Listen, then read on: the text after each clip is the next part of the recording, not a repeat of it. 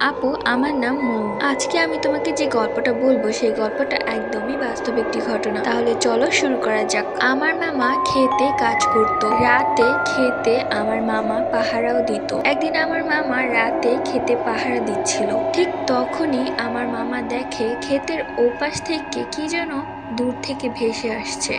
দেখে মনে হচ্ছে আগুনের গোলা। আর ক্ষেতের মাঝে একটা ছোট্ট ঘর ছিল যেটাতে আমার মামা থাকতো। এই দৃশ্য দেখে আমার মামা জলদি করে সেই ঘরে চলে যায় এবং ঘরে গিয়ে ঘরের দরজাটা বন্ধ করে দেয়। একটুখানি জানালা ফাঁক করে দেখে সেই আগুনের দুটি গোলা চারিদিকে ঘুরছে। কেউ নেই, শুধু আগুনের গোলা। এটা দেখে আমার মামা অনেক ভয় পেয়ে যায় এবং পরের দিন তার অনেক জ্বর আসে। আমার মামা এই ঘটনাটা আমার নানুকে বলে। তার এক সপ্তাহ পর আমার মামা মারা যায়। আসলে ওইটা খারাপ জিন ছিল। ভিডিওটি ভালো লাগলে লাইক, সাবস্ক্রাইব